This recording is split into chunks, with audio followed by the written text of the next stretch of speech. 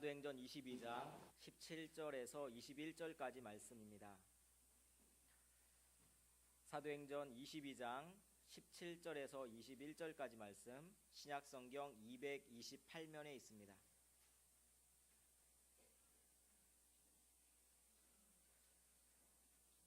한 절씩 교독하시겠습니다. 후에 내가 예루살렘으로 돌아와서 성전에서 기도할 때에 황홀한 중에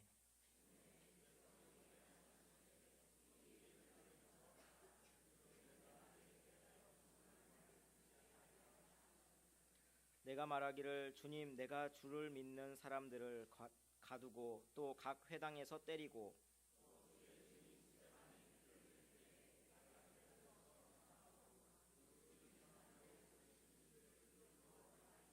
함께 읽겠습니다. 나더러 또 이르시되 떠나가라, 내가 너를 멀리 이방인에게로 보내리라 하셨느니라. 아멘. 할렐루야. 성탄절 한 주를 앞두고 있습니다. 여러분 모두에게 평화의 왕이신 예수님께서 여러분 마음의 평화를 주시고 가정의 평화를 주시고 이 나라의 평화를 주시고 전 세계에 평화를 주시는 은총이 가득하시기를 주님의 이름으로 축원합니다. 지금까지 우리가 사도행전을 살펴본 것처럼 바울은 다메섹에서 예수님을 만나고 완전히 새로운 사람이 되었습니다. 이 세상에서 위대한 족적을 남긴 사람들은 대부분 평범하게 살아가다가 어느 날 갑자기 놀라운 삶의 새로운 결단을 하는 그런 중요한 결정을 내리는 결단의 시기가 찾아오게 되어 있습니다. 특별히 우리는 하나님께서 우리에게 이런 기회를 주시는 것을 소명이다, 그렇게 불러요. 그래서 하나님께서 우리를 부르신 이 새로운 소명이 우리를 찾아올 때가 있습니다. 이 순간이 바로 자기의 가치관의 변혁을 일으키는 순간입니다. 바울이 예수님을 만나서 변화됐어요. 또 지난주에 살펴본 것처럼 아나니아를 만나서 변화가 되었습니다. 그리고 새로운 소명을 받았습니다. 전에는 예수님을 박해했잖아요. 그런데 그가 예수님을 오히려 전하게 된 사람이 되었습니다. 그래서 예수님이 바울을 사도로 파송을 하시는데, 그런데 사도 바울은 당장 사역을 시작하고 싶었지만, 그러나 주님은 당장 사도로 보내시지 않습니다. 그러니까 결론적으로 말씀드리면 지금 사역을 하고 싶은데 지금 사역을 허락하시지 않더라는 거예요. 그리고 내가 여기서 사역하고 싶은데 그곳으로 보내시지 않더라는 겁니다. 왜 당장 사도로 보내지 않으셨습니까? 그를 언제 사도로 보내셨습니까? 준비가 끝났을 때에, 그때 그를 사도로 보내셨습니다. 주님께서 보실 때에는 바울은 아직까지도 사도로서의 자격이 충분히 갖춰지지 않았었어요. 바울은 스스로 말합니다. 나는 교육의 도시 길리기아 다소에서 태어나서 자랐다. 그리고 가말리엘 문화에서 열심으로 공부를 하는 사람이다. 나는 율법을 잘 아는 사람이다. 바울은 자신만만했습니다. 그러나 자기는 자신만만했지만 예수님이 볼 때는 넌 아니다. 넌 멀었다. 넌 좀 더 준비를 갖춰야 된다. 그래서 예수님은 즉시 그를 사도로 사용하시지 않았습니다. 바울은 구약을 너무 잘 알았습니다. 구약은 잘 알았지만 그 구약이 소개하는 예수님과 십자가의 의미는 제대로 모르는 사람이었습니다. 즉 복음에 대해서 모르는 사람이었어요. 그러니까 아직 사도로 파송받기는 부족했습니다. 이 사도 바울이요, 구약을 예수님 중심으로 재해석하는 신학적 훈련이 필요했고, 그런 준비를 갖춘 다음에야 그를 하나님이 쓰신 거예요. 그렇습니다. 우리는 그런 자신만의 이 자존감, 자신감, 자만심, 이런 것들이 있어요. 나는 이 정도면 충분해. 내가 이 일도 얼마든지 할 수 있고 저 일도 얼마든지 할 수 있어. 그렇게 생각을 합니다. 그러나 그렇지 않을 때가 얼마나 많은지 몰라요. 조그만 애기들이요, 지가 밥을 먹겠다고 숟가락 들고 지 할 수 있다고 먹여주는 거 싫다 그리고 지가 퍼먹잖아요. 대부분은 다 쏟지 않습니까? 나는 할 수 있다고 생각하는데 아직은 제대로 못하는 경우가 많더라는 거죠. 그래서 보내심을 받기 전에는 준비와 훈련이 우리에게 필요한 것입니다. 모세가 그랬어요. 모세는 이집트의 모든 학문에 통달했습니다. 40세가 되어서는 이제는 배울 거 다 배웠어요. 나는 민족을 위해서 얼마든지 일할 수 있다고 생각을 했습니다. 그런데 40세에 I'm somebody, 나는 뭐 좀 꽤 괜찮은 사람이야, 그렇게 생각했을 때 글을 쓰시지 않았습니다. 미디안 광야로 도망가서 40년을 더 칩거해서 지내면서 거기서 하나님 의지하는 법을 배우고 거기서 기도하는 법을 배울 때에 그의 혈기가 다스려지고 그의 인격이 준비되었을 때에 그때는 그는 I'm somebody가 아니라 I'm nobody, 나는 아무것도 아닙니다. 나는 형편없는 사람입니다. 부족한 사람입니다. 나는 입술이 뻣뻣하고 혀가 굳어서 말도 제대로 못하는 사람이니까 다른 사람을 보내십시오. 이렇게 자기 자신이 별것 아닌 것을 깨닫고 있을 때에 그때 80세 노인을 하나님이 애굽에 파송하지 않으셨습니까? 준비가 안 되었을 때는 하나님이 쓰시지 않습니다. 나는 자신이 있어도 하나님 보시기에 아닐 때가 있다는 거예요. 예수님의 제자 중에 사도 요한과 안드레도 그랬습니다. 이 두 사람이요, 요한복음 1장에 보면 본래 세례 요한의 제자였어요. 여기 있는 두 제자가 누구냐면 세례 요한의 제자 중에서 두 제자를 말하는 겁니다. 이 사람이 사도 요한과 안드레입니다.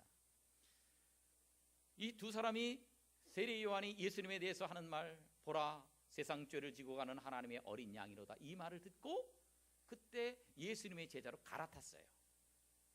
그런데 40절에 보면 이 두 제자 중에 한 사람은 시몬 베드로의 형제 안드레라, 한 사람은 이름이 나오는데 한 사람은 이름이 안 나와요. 왜 안 나오느냐? 요한복음을 자기가 썼기 때문에, 요한이. 그래서 자기 이름은 특별히 여기서 언급하지 않은 것입니다. 세례 요한의 제자였습니다. 세례 요한에게 훈련받았습니다. 그러니까 얼마나 율법을 잘 알고 직격했습니까? 세례 요한은 율법을 철저히 가르치고 훈련시키는 사람이거든요.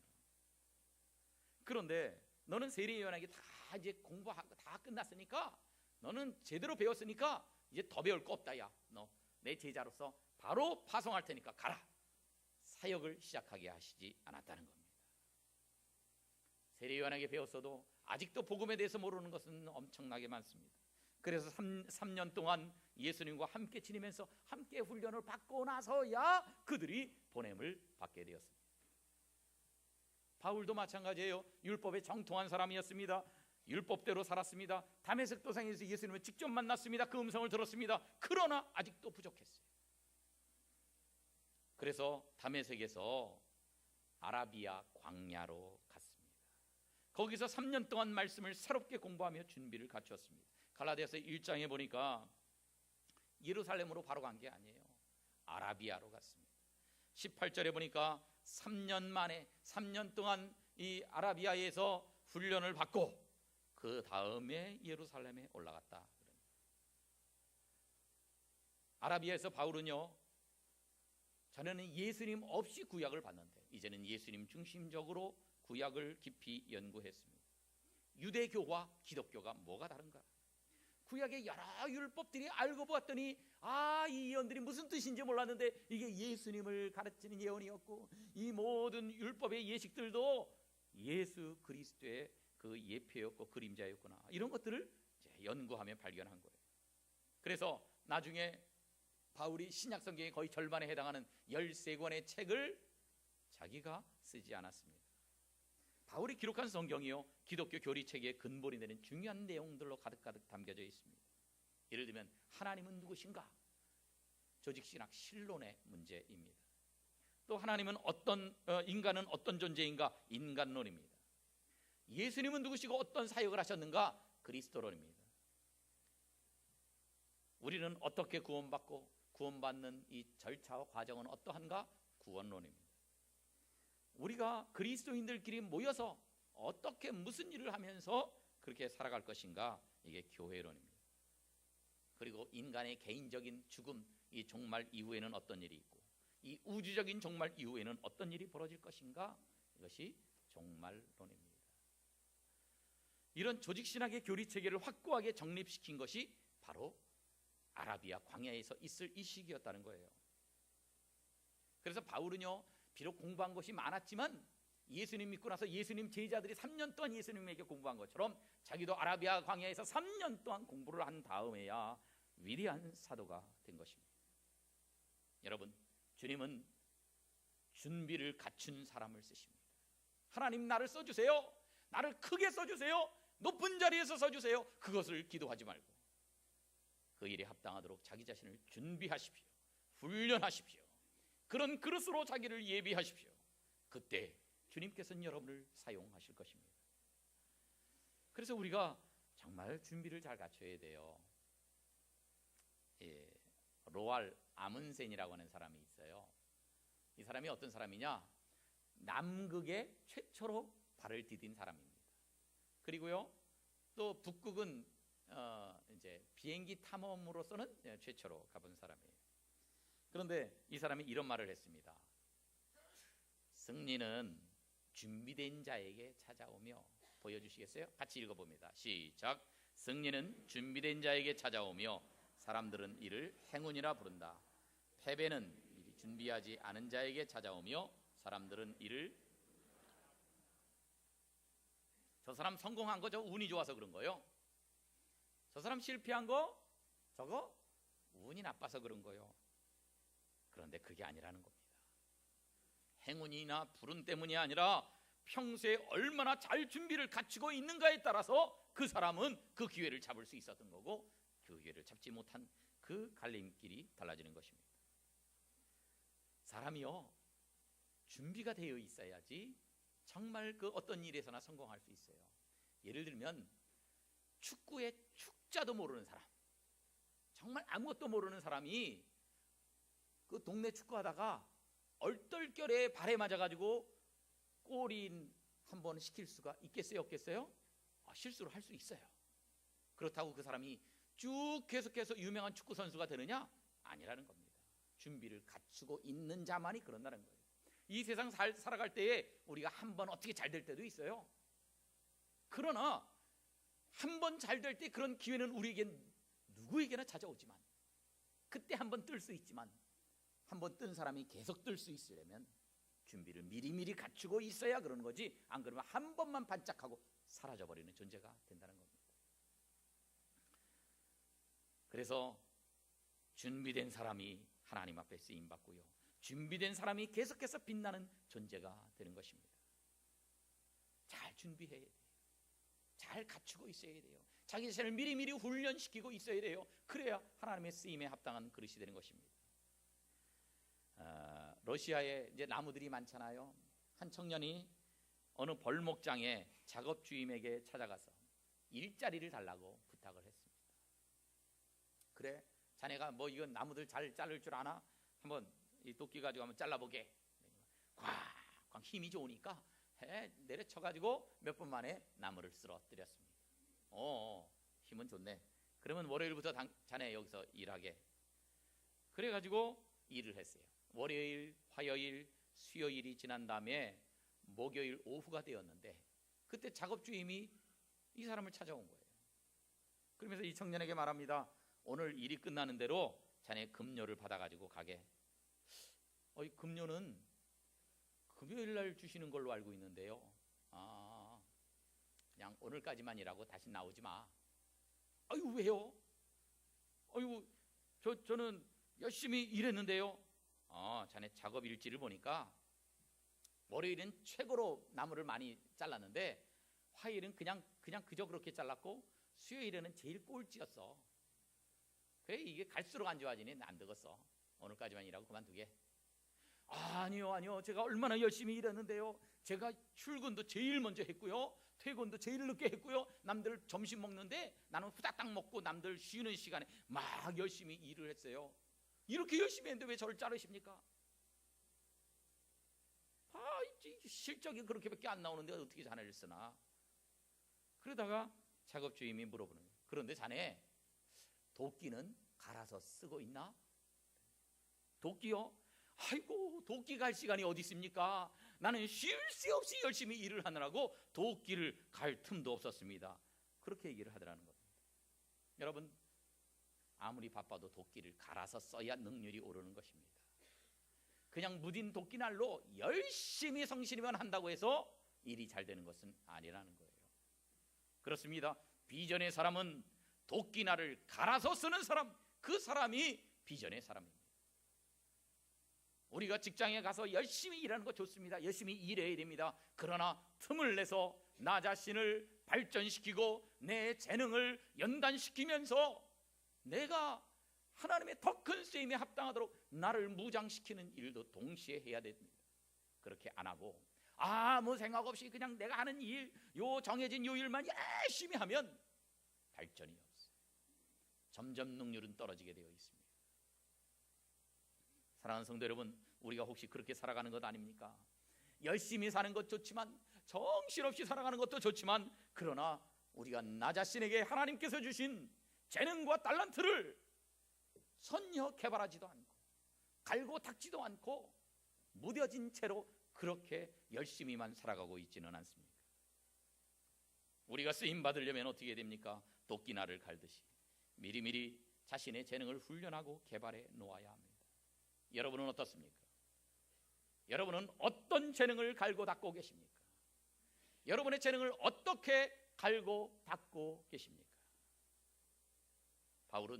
바울이 나 일하고 싶다 할 때 하나님이 쓰신 게 아니었습니다. 준비를 갖춘 다음에야 그를 사용하셨습니다.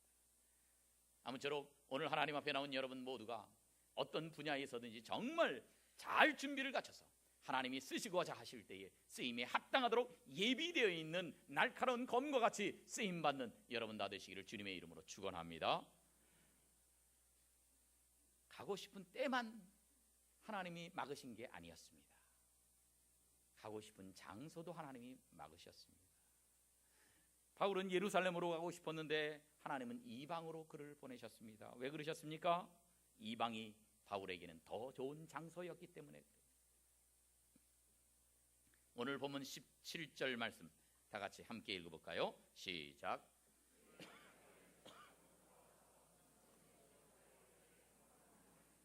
예, 여기 후에 그랬는데, 후에라고 하는 것은 뭐냐면 아라비아 광야에 가서 3년 동안 훈련받은 후에를 말하는 겁니다.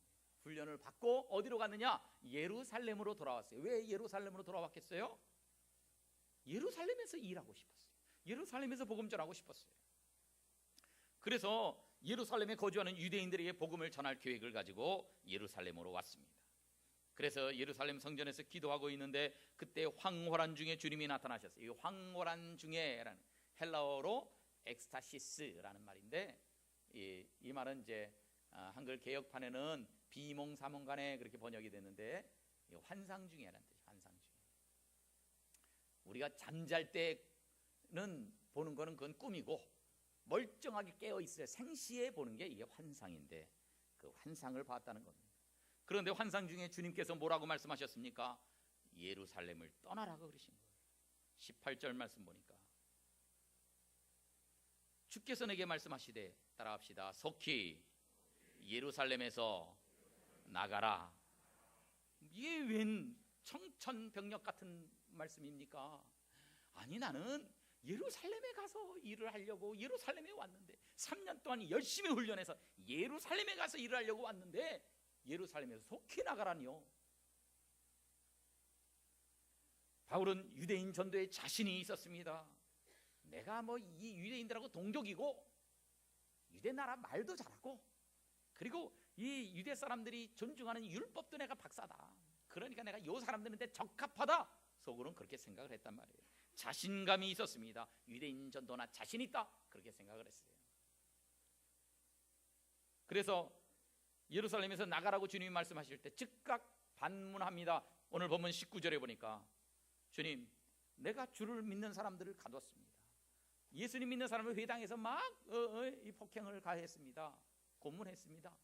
이 얘기는 뭐냐면, 내가 예루살렘에 적합한 사람입니다. 난 나가라 그러지 마세요. 내가 이렇게 한 것 유대인들이 다 압니다. 그러니까 그 사람들이 날 얼마나 좋아하겠습니까? 지네들이 하고 싶은 일을 내가 했었으니. 그러니 예루살렘에 내가 적합한 사람이니 날 나가라 그러지 마십시오. 반문하고 대항하고 있는 것입니다. 20절 말씀에 보면 또 스데반 집사, 이분이 순교할 때에 내가 찬성표를 던졌습니다. 그리고 그를 돌로 쳐 죽이는 사람들의 옷을 지켜서 내가 증인이 되고 그 모든 책임을 내가 지겠다. 그런 대표적인 앞장선 인물이었습니다.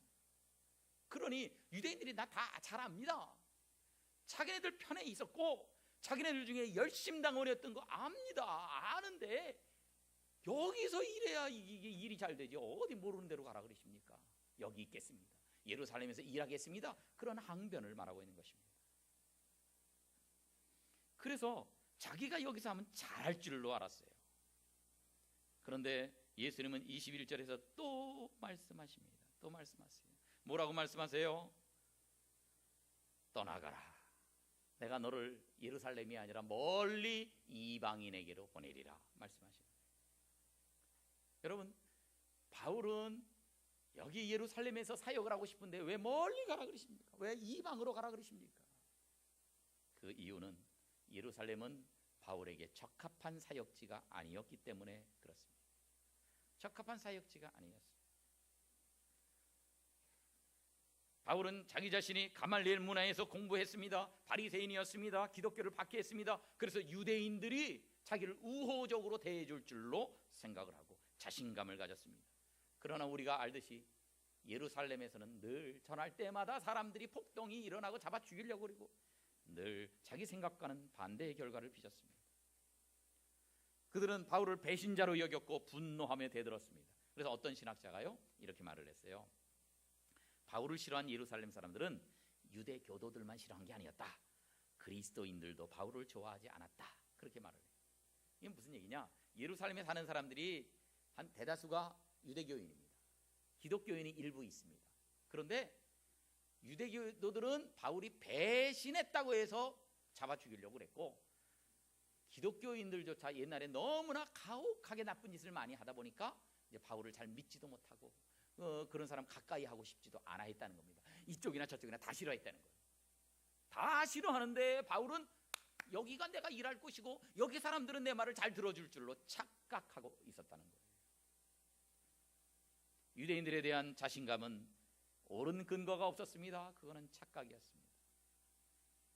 그런데 여러분, 오늘날 우리도 그럴 수 있다는 거예요. 내 생각에는 인간적인 자신감을 가지고 내가 선택하는 분야가 있습니다. 내가 이쪽 분야는 자신이 있어요. 내가 이쪽 영역에서는 내가 자신 있게 잘할 수 있어요. 내가 내 인간적인 자신감으로 선택하는 그런 영역이 있습니다. 그런데 내가 볼 땐 잘할 수 있다고 생각하는데 우리가 바울처럼 착각할 때가 있어요. 하나님이 보시기에 그것이 나에게 안 좋은 것일 수도 있는데, 그런데 우리는 그것이 옳은 것이고 내게 적합한 것이라고 착각하는 경우가 많이 있더라는 겁니다. 그래서 예루살렘에서 복음 전하기를 원하는 바울을 이방으로 멀리 보내신 것처럼 주님은 오늘날 우리가 원하는 분야가 아닌 우리가 원치 않는 다른 곳으로 우리를 보내실 때가 있습니다. 그럴 때 여러분 낙심하지 마세요. 하나님 내게 이러실 수가 있습니까? 내가 가고 싶은데 왜 막으시고 다른 곳으로 보내십니까? 항변하지 마십시오. 그곳이 주님께서 보실 때 가장 좋은 장소이기 때문에 우리를 그곳에 보내시는 것입니다. 우리 생각은 그래요. 이거 내 생각이 옳아요. 내 판단이 옳아 보여요. 내가 계획한 대로 가는 게 이게 최적의 계획인 것 같아요. 그러나 하나님의 판단이 우리 판단보다 더 정확합니다. 이사야서 55장에 보니까 이는 내 생각이 너희의 생각과 다르다. 내 길은 너희의 길과 다르다고 주님이 말씀하십니다. 그 다음 절에 보니까 두 생각 중에 어느 생각이 좋으냐 하는 것을 보여주고 있어요. 같이 읽어볼까요? 시작. 이는 하늘이 땅보다 높음 같이 내 길은 너희의 길. 아멘. 우리 생각이 대단한 것 같지만 우리 생각은 하나님이 보실 때는 하늘과 땅처럼 차이가 많이 난다는 거예요. 우리 생각보다 하나님의 생각이 훨씬 높고 심오하고 이것이 옳은 판단이고 결정이라는 겁니다. 그래서 우리가 우리의 길을 고집하면 안 돼요. 인간적으로 내가 생각하는 생각을 계속해서 견지하면 안 돼요. 하나님의 생각을 순종할 수 있어야 됩니다. 테레사 수녀가 그랬습니다. 테레사 수녀가 어릴 때 수녀가 되었습니다. 그래서 인도로 갔습니다. 그런데 인도에 가서 처음부터 가난한 자들, 문둥병자들 이런 사람들을 위해서 일했느냐? 아닙니다. 인도에 가서 한 해, 두 해 이 정도가 아니라 무려 20년 동안을 어떤 일을 했느냐? 인도의 가장 부유한 부유층 자제들을 가르치는 사립학교에서 가르치는 일을 했어요. 그러면서 이 일이 가장 나에게 맞는 일이라고 이 테레사 수녀가 생각을 했습니다. 무지한 인도 사람들을 가르치는 일이야말로 가장 보람 있는 일이라고 생각을 했습니다. 물론 이 일이 보람 있는 일이 아니라는 건 아닙니다. 보람 있는 일이었습니다. 좋은 일이었습니다. 그러나 하나님은 그냥 가르치는 그 일을 하는 것보다 훨씬 더 좋은 일을 그녀를 위해서 준비하고 계셨습니다. 어느 날 밤에 갑자기 여인의 비명소리를 들었습니다. 밤길을 가다가 그 여인의 비명소리를 듣고 가보니까 이미 중태에 빠진 여인이었습니다. 그냥 두면 죽습니다. 그래가지고 급히 이 환자를 데리고 병원을 찾아갔어요. 그런데 첫 번째 병원에 갔더니요, 안 된대요. 못 받아준대요. 왜? 돈이 없다고. 돈이 없어서 이 환자 못 받아준다는 겁니다. 기가 막힌데, 그래서 또 다음 병원을 찾아갔어요. 두 번째 병원에서는요, 또 못 받아주는 이유가 달라요. 인도의 카스트 제도라고 4가지 그 신분 계급 제도가 있는데, 그 사람의 신분이 계급이 낮다고 못 받아준다는 겁니다. 세 번째 병원을 또 찾아가는데, 세 번째 병원을 찾아가는 도중에 이 여인이 테레사 수녀의 가슴에서 그만 운명하고 말았습니다. 이날 밤 테레사 수녀가 마음속에 결심을 합니다. 나는 지금까지 난 평생 내가 이 사립학교에서 애들 가르치는 일을 하리라고 생각했는데, 이렇게 돈이 없다고 병원 치료도 못 받고 죽어가는 사람들을 보니까 안 되겠다. 내가 이 가난한 사람들을 위해서 일해야 되겠다. 마음속으로 결심을 하게 됐습니다. 이 결심이 그녀의 인생을 완전히 바꾸어 놓는 결심이 되었습니다. 자기는 평생 이런 길을 가리라 계획도 없었고 생각하지도 않았는데, 이 분야로 주님께서 이 테레사 수녀를 밀어 보내신 거예요. 그날 결심을 하면서 그동안 성경을 많이 봤는데, 이 말씀 지극히 작은 자 하나에게 한 것이 곧 내게 한 것이라 하는 그 예수님의 말씀 많이 봤는데, 그 말씀이 그제서야 가슴 속에서 감동이 되어서 울려 퍼졌다는 겁니다. 결국 그녀는 자기가 선택한 길, 사립학교에서 가르치는 그 길로 세계를 감동시킨 것이 아니었습니다. 그는 주님이 보내신 일, 가난한 자와 어려운 자, 문둥병자 이런 사람들과 함께하는 일을 통해서 전 세계를 감동시킨 사람이 되지 않았습니까? 평범과 비범의 차이가 바로 이것입니다. 오늘 우리는 평범한 길을 나 스스로 선택해서 살고 있는데, 어쩌면 주님이 원하시는 것은 이 평범한 길이 아닐지 몰라요. 주님은 나에게 좀 더 탁월하고 좀 더 주님이 기뻐하시는 길을 가라고 말씀하시는데, 우리는 내 생각에 사로잡혀서 내가 좋은 길만을 고집하고 살고 있지는 않습니까? 때로 내가 원치 않는 곳으로 주님이 보내시는 경우가 있어요. 그럴 때 내 선택이 중요한 것이 아니라 주님의 선택이 가장 좋은 길임을 믿고 순종해야 하는 것입니다. 아프리카에서 선교하는 아프리카 내륙 선교회가 있는데, 거기에서 일하는 캐서린 밀러의 시가 있어요. 이런 시입니다. 주님의 선택이 더 나았습니다. 나라면, 즉 나였더라면, 내가 선택했더라면 햇빛이 비치는 길을 선택했을 것입니다. 장미꽃이 흩뿌린 듯 피어있고 앞을 가로막는 구름도 없는 길, 근심의 그림자도 전혀 없는 그 길을 나는 선택했을 것입니다. 그러나 주님은 나를 위해 더 나은 길을 택하셨습니다.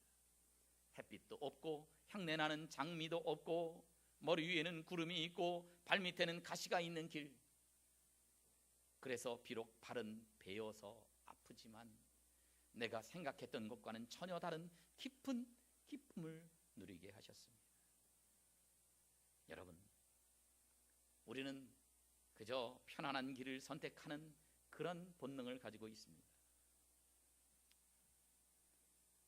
장미꽃이 있는 길, 햇빛이 비치는 길, 장애물이 없는 길을 우리는 선호하고 있습니다.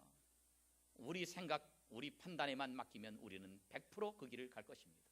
그러나 때로 주님은 내가 원치 않는데 고난의 길을 가라고 하시고 좁은 문으로 들어가게 하시고 협착하고 좁은 길을 걸어가라고 우리를 내모시는 경우들이 있어요. 그것이 우리에게 때로는 고생이고 힘든 길이지만, 그것이 테레사 수녀의 경우처럼 그것이 더 큰 일이고 더 보람 있는 일이고 더 큰 하나님의 뜻을 이루는 길이 될 수가 있는데 과연 내가 지금 바른 길을 걸어가고 있는가를 생각하십시오. 내가 걸어야 할 길을 내가 선택하는 것이 아니라 그분이 선택하시도록 맡겨드리는 것이 훨씬 더 좋습니다. 우리가 우리 인생을 그분 손에 맡겨두기만 한다면 주님은 실수 하나 없이 우리를 인도하실 것입니다. 사랑하는 성도 여러분, 지금 여러분이 걸어가는 인생길이 여러분 생각엔 맞는 길이라고 생각했는데 혹시 이게 하나님이 원하시는 길과 다른 길을 내가 걷고 있는지 자기 자신을 냉철하게 돌이켜보십시오. 지금 내 길이 나쁜 길은 아닌데 정말 하나님이 원치 않는 길인가, 원하시는 길인가? 여러분 그거 어떻게 할 수 있습니까? 어떻게 할 수 있겠습니까? 어떻게 할 수 있겠습니까? 그것은 기도할 때만이 가능합니다.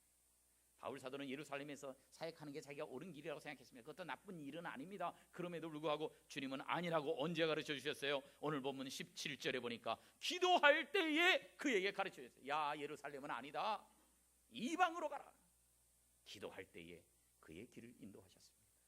오늘날도 마찬가지입니다. 우리가 기도할 때 주님께서 우리의 길을 인도하십니다. 우리의 생각을 바꿔주십니다. 우리가 새벽에 새벽기도 나와서 기도할 때, 금요 기도에 나와서 기도할 때에, 미스바 기도단에 나와서 간절히 하나님 앞에 간구할 때에 주님께서는 우리의 인생을 놀라우게 변화시키는 새로운 길을 우리 눈에 보여주실 것입니다.